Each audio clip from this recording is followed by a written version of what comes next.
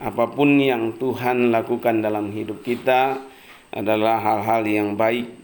Tuhan tidak pernah merancangkan hal-hal yang tidak baik dalam setiap kehidupan kita. Seringkali kita yang kadang tidak mengerti apa yang Tuhan sedang kerjakan di dalam setiap kehidupan saudara dan saya. Pada pagi hari ini kita akan melihat satu tema, yaitu permintaan Salomo kepada Tuhan.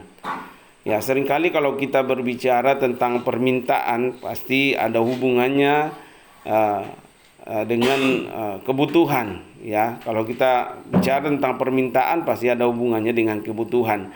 Ya, apa yang kita butuhkan ya seringkali kita nyatakan di dalam doa-doa kita kepada Tuhan. Ya, makanya firman Tuhan katakan, mintalah maka kamu akan menerima, ketoklah maka pintu akan dibukakan bagimu, carilah maka kamu akan mendapatkan.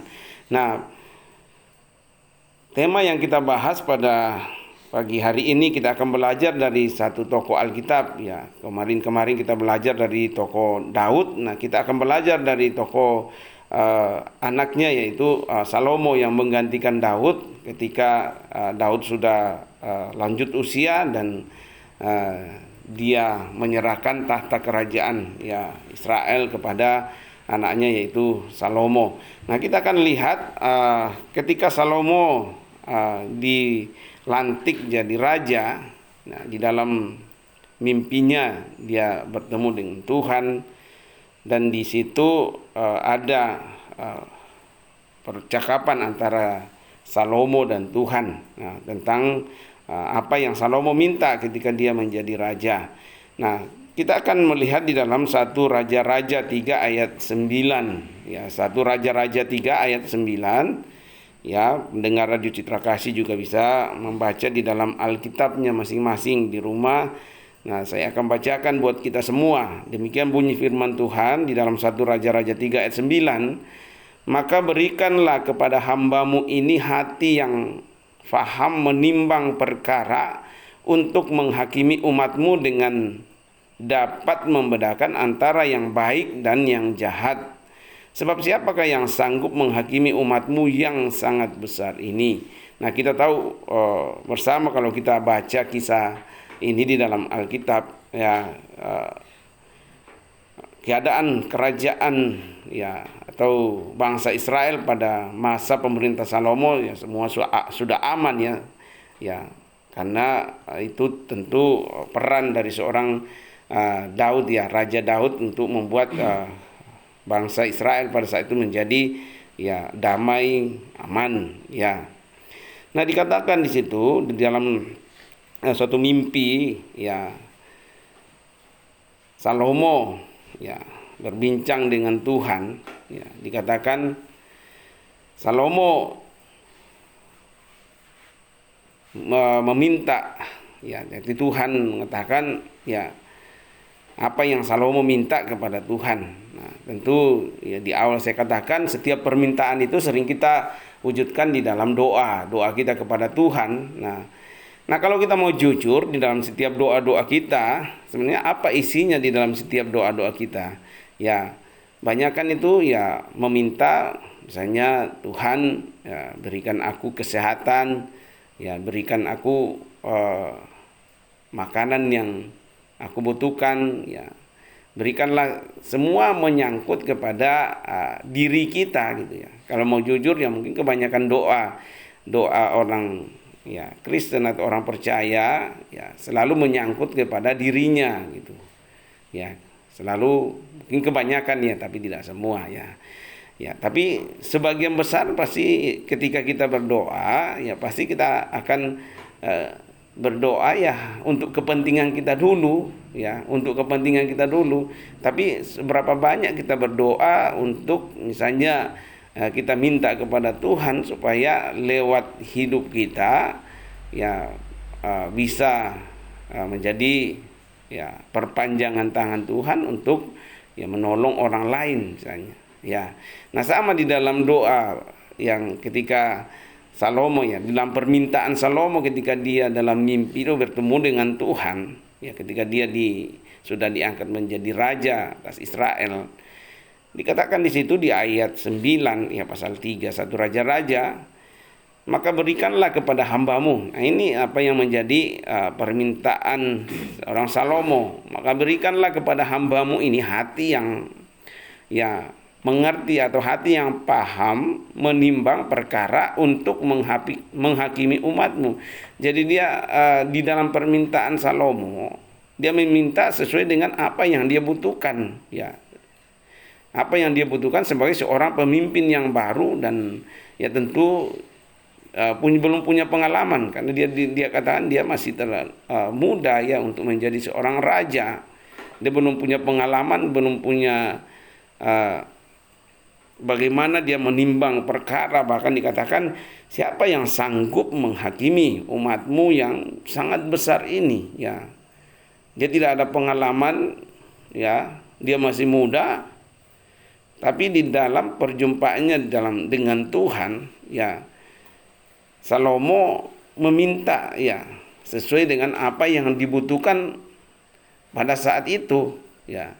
Dikatakan, berikanlah kepada hambamu ini hati yang mengerti, hati yang paham menimbang perkara untuk menghakimi umatmu dengan dapat membedakan antara yang baik dan yang jahat. Ya, saya katakan tadi, ya, kalau kita aplikasikan di dalam kehidupan kita sebagai orang percaya, ya, seberapa besar doa-doa kita yang kita naikkan untuk supaya kita bisa menjadi ya perpanjangan tangan Tuhan, supaya kita bisa menjadi alat Tuhan untuk menjadi berkat bagi banyak orang. Ya, sama yang Salomo minta gitu, supaya dia diberi hati yang bisa memahami mana perkara yang benar, mana perkara yang jahat, supaya dia bisa bersikap adil kepada orang yang dipimpinnya, kepada bangsa Israel yang dipimpinnya, ya, sesuai dengan kebutuhan yang dia minta gitu kan. Bukan sesuatu yang untuk dirinya, bukan sesuatu yang untuk ya kepentingan pribadinya, tapi bagaimana dia minta kepada Tuhan supaya dia bisa menghakimi bangsa itu, menghakimi bangsa yang dipimpinnya, yaitu bangsa Israel, dengan adil, ya. Ya, supaya dia bisa bertindak adil, dia minta kepada Tuhan supaya diberi pengertian, supaya mampu membedakan mana yang baik dan mana yang jahat. Nah, ini ya saya kira ini tingkat tinggi ya seseorang yang bisa memahami mana yang baik, mana yang tidak baik, sehingga di dalam mengambil suatu keputusan, ya, keputusan yang tidak salah gitu. Ya, jadi pelajaran apa yang kita petik dari ya apa yang diminta Salomo, ya. Pertama, dia tidak mementingkan dirinya sendiri, ya. Dia tidak mementingkan dirinya sendiri, tapi dia melihat tanggung jawab yang Tuhan telah berikan kepadanya untuk memimpin bangsa Israel, ya. Tidak hanya sekedar menjadi seorang pemimpin, tidak hanya sekedar ya dia bisa duduk di atas tahta kerajaan karena pemberian dari ayahnya, tapi ada tanggung jawabnya kepada Tuhan di sana, karena ya bukan hanya Daud yang memilih Salomo menjadi raja, tapi itu atas sekehendak Tuhan dia menjadi raja. Berarti dia harus bertanggung jawab kepada Tuhan yang telah mengangkat dia menjadi raja atas bangsa atau atas umatnya Israel, ya. Dan pertama-tama dia tidak minta, ya, berikanlah aku pasukan yang besar misalnya supaya aku bisa mengalahkan musuh-musuh, ya, berikanlah aku kekayaan, berikanlah aku misalnya ya orang-orang yang bisa mendampingi aku untuk memimpin bangsa ini. Salomo tidak minta itu, tapi dia minta supaya dia bisa paham di dalam menimbang setiap perkara yang nanti akan diajukan oleh orang yang dipimpinnya, ya, supaya dia mampu membedakan antara yang baik dan yang jahat, supaya di dalam memutuskan suatu perkara sebagai seorang pemimpin benar-benar adil, ya, dan tidak salah mengambil keputusan. Ya. Itu yang dia memikirkan perkara-perkara yang besar, bukan hanya perkara-perkara yang sesaat, yang hanya menyangkut kebutuhan hidupnya atau kebutuhan keluarganya atau kebutuhan yang hanya bersifat lingkupnya kecil. Tapi Salomo memikirkan ya perkara-perkara yang besar yang akan dihadapinya sebagai seorang raja. Nah, di dalam percakapan itu, dia dalam mimpinya, ya, bagaimana respon Tuhan terhadap permintaan Salomo? Ya, kita lihat di dalam 1 Raja-Raja 3 ayat 10, bagaimana tanggapan Tuhan terhadap permintaan Salomo. Ya, dikatakan di situ, lalu adalah baik di mata Tuhan bahwa Salomo meminta hal yang demikian. Ya, apa yang menjadi permintaan Salomo, yaitu meminta hikmat atau meminta pengertian supaya dia bisa membedakan mana yang baik, mana yang jahat, supaya ketika menghakimi umat Tuhan itu Israel ya tidak salah, tetapi dia bisa bersikap adil. Makanya Tuhan merespon permintaan Salomo, dikatakan baik di mata Tuhan. Apa yang diminta Salomo itu baik di mata Tuhan. Ya. Kalau kita lihat lagi di dalam 1 Raja-Raja 3 ayat 11 sampai 12 dikatakan di situ, jadi berfirmanlah Allah kepadanya, oleh karena engkau telah meminta hal yang demikian dan tidak meminta umur panjang. Ya. Nah, coba kita bandingkan doa-doa kita, ya, permintaan kita kepada Tuhan. Ya. Apakah juga ya umur panjang itu kan bicara tentang kebutuhan dia kan, kebutuhan pribadi, ya. Atau kekayaan, ya. Itu juga untuk dirinya, atau nyawa musuhmu, ya. Melainkan pengertian untuk memutuskan hukum. Ya, maka sesungguhnya aku melakukan sesuai dengan permintaanmu itu. Ya, sesungguhnya aku memberikan kepadamu hati yang penuh hikmat dan pengertian, sehingga sebelum engkau tidak ada seorang pun seperti engkau, dan setelah engkau tak akan bangkit seorang pun seperti engkau. Nah, kita bisa melihat di sini bahwa Tuhan merespon sangat baik apa yang menjadi permintaan Raja Salomo, ya, sehingga Allah berfirman di situ, oleh karena engkau telah meminta hal yang demikian. Jadi hal yang menyangkut kebutuhan orang banyak, hal yang menyangkut kebutuhan orang-orang yang dipimpinnya, ya. Dia tidak egois, tidak memikirkan dirinya sendiri, tidak memikirkan keluarganya, atau tidak memikirkan sekelompok orang, tapi dia memikirkan ya perkara-perkara yang lebih besar lagi, bagaimana bisa mengadili bangsa yang dipimpinnya supaya dia tidak salah memutuskan setiap perkara di dalam di tengah atau di tengah-tengah bangsa yang dipimpinnya, ya. Ini jelas di situ kita lihat bahwa Tuhan berkata, engkau tidak meminta umur yang panjang, gitu kan. Ya, ini umur yang panjangnya bicara tentang ya, pribadi kan, atau kekayaan, atau nyawa musuhmu, ya, memperkokoh, ya, bisa mengalahkan musuhnya. Melainkan dia minta pengertian. Nah, ini ya, pernah nggak kita di dalam setiap doa-doa kita, Tuhan berikanlah aku pengertian supaya aku bisa membedakan mana yang baik, mana yang tidak baik, mana yang berkenan di hadapan Tuhan dan mana yang tidak berkenan di hadapan Tuhan. Nah, coba kita lihat misalnya di dalam Roma pasal yang ke-12, ya. Roma pasal yang ke-12. Coba kita lihat sebentar. Roma pasal 12 ayat 1 dan 2.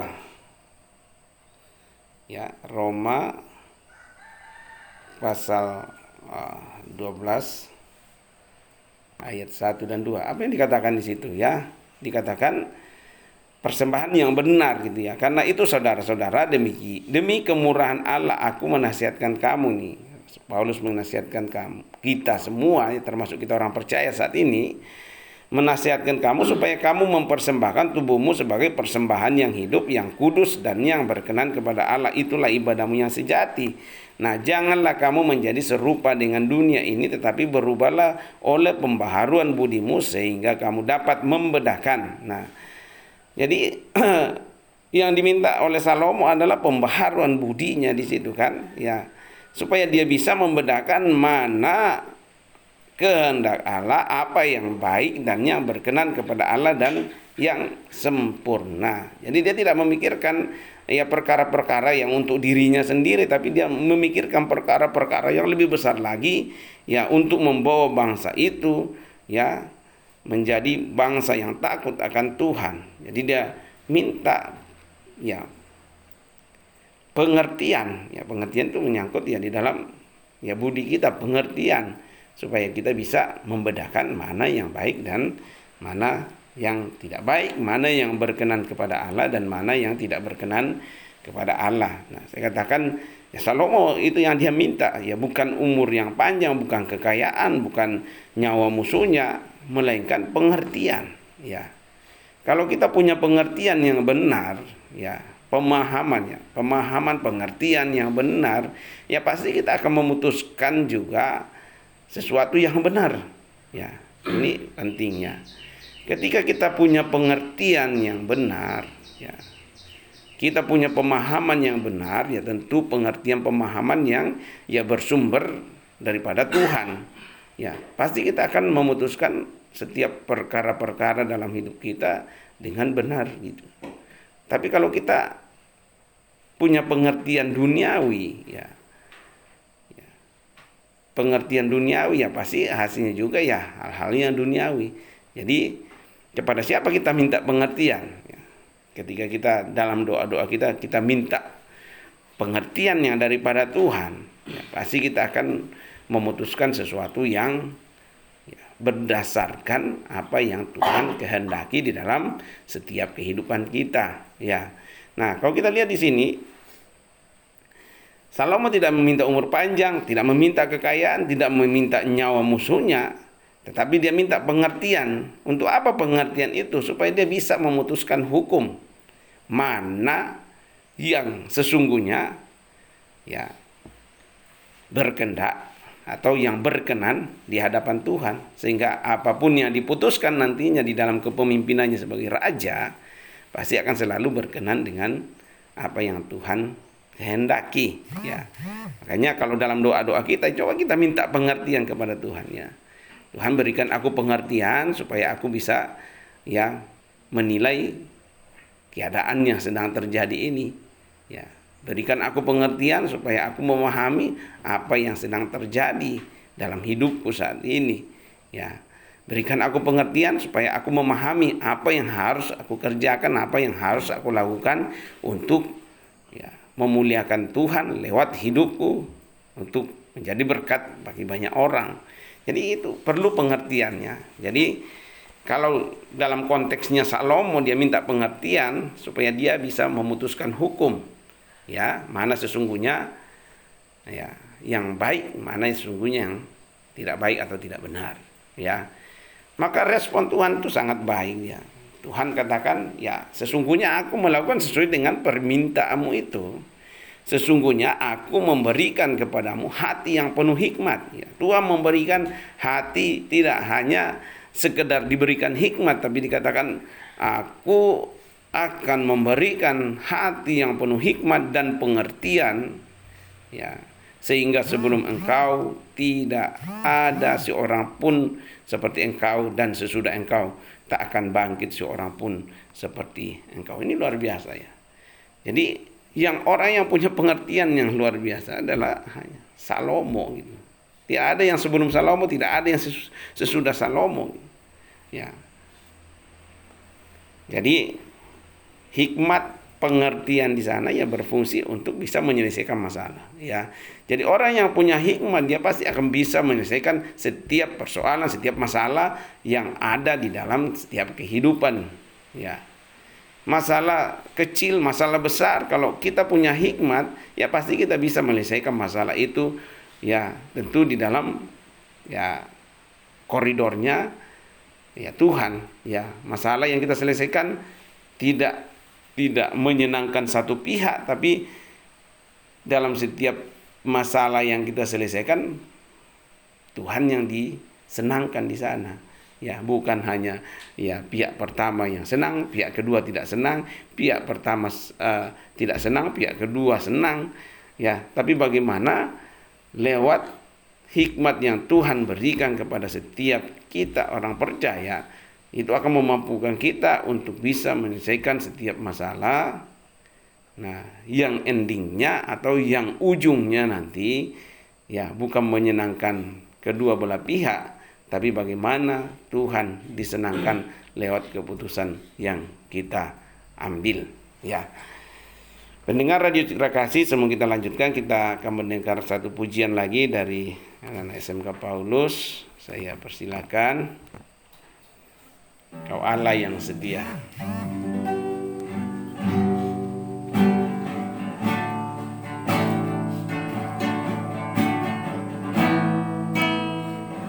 Tuhan Yesus, setelah Salomo meminta hikmat kepada Tuhan, dikatakan Tuhan sangat merespon dengan baik. Nah, bahkan yang lebih dahsyat lagi kalau kita lihat di dalam ayat 13 dan 14, 1 Raja-Raja 3 ayat 13 sampai 14. Sana kita bisa lihat bahwa tidak hanya hikmat yang diberikan kepada Salomo, bahkan Tuhan tambahkan apa yang tidak diminta. Nah, kalau kita baca dikatakan di situ di ayat 13, dan juga apa yang tidak kau minta aku berikan kepadamu, ya, baik kekayaan maupun kemuliaan, sehingga sepanjang umurmu tak akan ada seorang pun seperti engkau di antara raja-raja. Ini apa enggak luar biasa gitu ya. Ya, apa yang dia tidak minta ya. Ya, kalau kita lihat dia minta hikmat, ya. Hikmat ya ini tentu tujuannya untuk kebutuhan orang banyak ya, untuk menolong orang banyak ya, bukan hanya untuk sekedar untuk dirinya gitu. Nah, dikatakan bahkan apa yang Salomo tidak minta ya diberikan kepada Salomo ya. Tadi kita sudah baca dikatakan dan juga apa yang tidak kau minta. Jadi semua mengikuti. Wah, itu kekayaan, dia tidak minta kekayaan, dia minta hikmat kok. Ya, tapi kekayaan itu mengikuti, kemuliaan itu mengikuti. Bahkan dikatakan tidak ada seorang raja pun yang menyamai seorang Salomo. Ya. Sehingga sepanjang umurmu takkan ada seorang pun seperti engkau di antara raja-raja. Itu sepanjang umur dia. Dan jika engkau hidup menurut jalan yang kutunjukkan dan tetap mengikuti segala ketetapan dan perintahku, sama seperti ayahmu Daud, maka aku akan memperpanjang umurmu. Nah itu, akan mengikuti semua. Jadi ketika kita meminta kepada Tuhan sesuatu yang kita akan gunakan untuk kebutuhan orang lain, ya. Artinya di dalam setiap permintaan kita, yang kita minta itu tidak hanya untuk memuaskan diri kita, tidak hanya untuk kepentingan diri kita, tapi kalau itu kita minta untuk kepentingan kerajaan Allah, untuk kepentingan memuliakan Tuhan, bahkan apa yang tidak kamu minta sekalipun itu akan mengikuti ya. Apa yang kita butuhkan, apakah itu kebutuhan sandang, kebutuhan pangan, kebutuhan papan atau kebutuhan yang menyangkut jasmani, Tuhan akan cukupkan semuanya. Ya, makanya di dalam setiap permintaan kita, di dalam setiap doa-doa kita kepada Tuhan, ya, marilah kita minta sesuatu yang untuk kemuliaan Tuhan, ya, untuk kerajaan Tuhan. Kalau itu kita minta, bahkan dikatakan apa yang kamu butuhkan itu Tuhan tambahkan semuanya.